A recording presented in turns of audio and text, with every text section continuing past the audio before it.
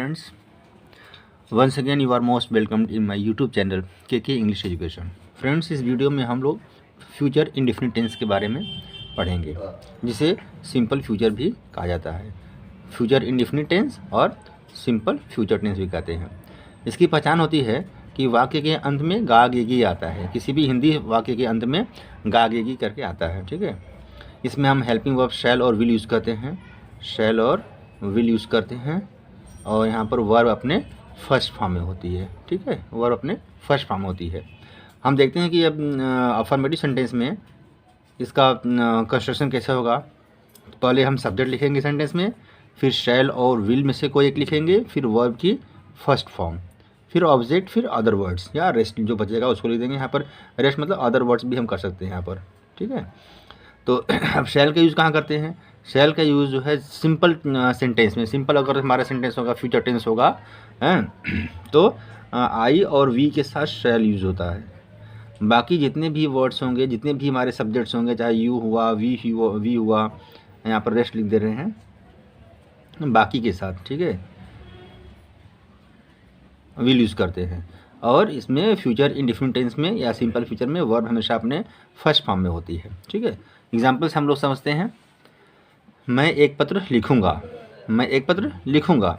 I shall write a letter. वह अपना काम करेगी। अजी यहाँ पर करेगी दिया मतलब स्त्रीलिंग हो गया वह, तो ये क्या हो जाएगा? She will do her work. तुम बहुत तेज़ दौड़ोगे। You will run very fast, ठीक है। अब आते हैं हम लोग निगेटिव सेंटेंस देखते हैं कि सेंटेंस अगर हमारा निगेटिव होगा तो इसका कंस्ट्रक्शन कैसे होगा। निगेटिव सेंटेंस मतलब जिसमें कि जिसका हम लोग बोलते हैं नकारात्मक वाक्य। नकारात्मक वाक्य में मतलब जिसमें कि नेगेटिव वर्ड्स यूज में आते हैं। यहाँ पर पहले हम सब्जेक्ट लिखेंगे, फिर शैल और विल में से कोई एक सब्जेक्ट के अकॉर्डिंग, मतलब अगर हमारा सब्जेक्ट आई और वी हुआ तो शैल, बाकी सबके साथ विल यूज़ करेंगे। फिर यहाँ पर नॉट यूज़ करेंगे, ठीक है। नॉट यूज़ करेंगे वर्ब की फर्स्ट फॉर्म के, मैंने हेल्पिंग वर्ब शैल या विल, और वर्ब की फर्स्ट फॉर्म के बीच में नॉट यूज़ करेंगे। फिर ऑब्जेक्ट होगा, फिर यहाँ पर वही अदर वर्ड्स हो जाएगा, ठीक है। अदर वर्ड्स या रेस्ट लिख देंगे, ठीक है। मतलब वही बाकी। एग्जाम्पल देखिए, वह कठिन परिश्रम नहीं करेगा, ठीक है। He will not work hard, he will not work hard. देखिए यहाँ पर विल दिया, विल है, वर्क है, उसके बाद बीच में नॉट यूज़ कर दिया गया है निगेटिव सेंटेंस में। तुम मेरी सहायता नहीं करोगे, ठीक है। You will not help me, you will not help me, ठीक है। अब इंट्रोगेटिव सेंटेंस देखते हैं हम लोग। अगर हमारा सेंटेंस इंट्रोगेटिव होगा और इंट्रोगेटिव सेंटेंस होगा तो जैसे हम लोग जो है एस और नो टाइप की इंट्रोगेटिव सेंटेंस बोलते हैं। मतलब कि अगर प्रश्नवाचक शब्द जो है, प्रश्नवाचक वाक्य जो है, प्रश्नवाचक वाक्य अगर प्रश्नवाचक शब्द से शुरू हो रहा है, ठीक है, शब्द से शुरू हो तो इस पैटर्न को फॉलो करेंगे।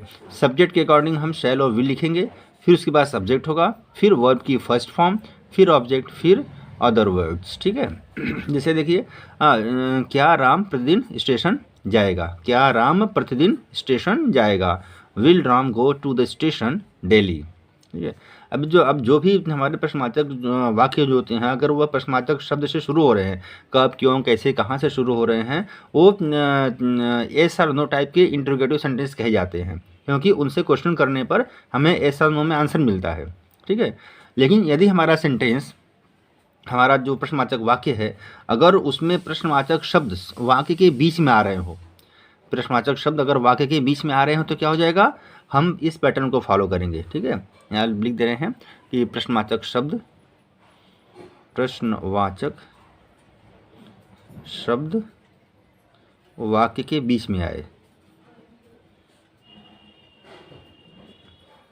बीच में आए तो, ठीक है। तो पहले हम इस प्रश्नवाचक शब्द की अंग्रेजी लिख देंगे, ठीक है। फिर शैल या विल में से कोई एक लिख देंगे, फिर सब्जेक्ट होगा, फिर वर्ब की फर्स्ट फॉर्म, फिर ऑब्जेक्ट, फिर अदर वर्ड्स, ठीक है। जैसे देखिए, तुम कहाँ रहोगे, तुम कहाँ रहोगे, तो कहाँ बीच में आया हुआ है तो पहले कहाँ की इंग्लिश लिख देंगे वेयर। फिर तुम है, हमारा सब्जेक्ट है यू, यू के अकॉर्डिंग हम लिखेंगे हेल्पिंग वर्ब विल, तो क्या हो जाएगा? Where will you live. यदि कभी कभी क्या होता है, हमारा सेंटेंस प्रश्नवाचक भी होता है और नकारात्मक भी होता है, तो क्या करेंगे हम तो अगर प्रश्नार्थक शब्द वाक्य के बीच में आया हुआ तो पहले हम उसकी इंग्लिश लिखेंगे, फिर सब्जेक्ट के अकॉर्डिंग हम हेल्पिंग वर्ब लिख देंगे, फिर सब्जेक्ट और फिर वर्ब की फर्स्ट फॉर्म के बीच में नॉट यूज़ कर देंगे। ठीक है, तो क्या हो जाएगा इस तरह से, why will Hari not learn his lesson. ठीक है, इस तरह से हमारा ये सेंटेंस पूरा हो गया, फ्यूचर इंडेफिनिट टेंस का इंटरोगेटिव सेंटेंस पूरा हो गया। अब देखते हैं हम लोग कभी शैल और विल के यूज़ में कभी कभी क्या होता है कि आजकल जो है सामान्य तरीके से शैल हर सब्जेक्ट के साथ हम विल यूज़ कर देते हैं। लेकिन अगर हमारा सेंटेंस जनरल होगा, जनरल सेंटेंस होगा, तो हम आई और वी के साथ शैल, बाकी सबके साथ विल यूज़ करेंगे। आई और वी के साथ शैल और बाकी सबके साथ विल यूज़ करेंगे। ठीक है, लेकिन यदि सेंटेंस में अगर कोई जो है अगर प्रॉमिस शो किया जा रहा है, ठीक है, अगर जो है वहाँ पर प्रॉमिस शो किया जा रहा है, अगर यहाँ पर कोई थ्रेट किया जा रहा है, तो वहाँ पर हम पूरा इसको रिवर्स कर देते हैं। ठीक है, आई और वी के साथ विल यूज़ करेंगे और बाकी सबके साथ शैल यूज़ कर देंगे। इस पर हम कभी दूसरा वीडियो बनाएंगे तब उसको क्लियर करेंगे। अभी एक बार फिर से हम लोग इसको रिकैप कर लेते हैं कि अगर हमारा सेंटेंस फ्यूचर इंडेफिनिट टेंस में होगा, अगर कोई हमें इंग्लिश वाक्य दे दिया जाए, इंग्लिश सेंटेंस दे दिया जाए और हमें पहचानने के लिए कहा जाए कि हम कैसे पहचानेंगे कि हमारा सेंटेंस फ्यूचर इंडेफिनिट टेंस में है, तो सेंटेंस बहुत सिंपल बात है कि किसी भी सेंटेंस में अगर शैल और विल में से कोई एक दिया हुआ है, वर्ब अपने फर्स्ट फॉर्म में है, तो हमारा सेंटेंस फ्यूचर इंडेफिनिट टेंस में होता है या सिंपल फ्यूचर टेंस में होता है।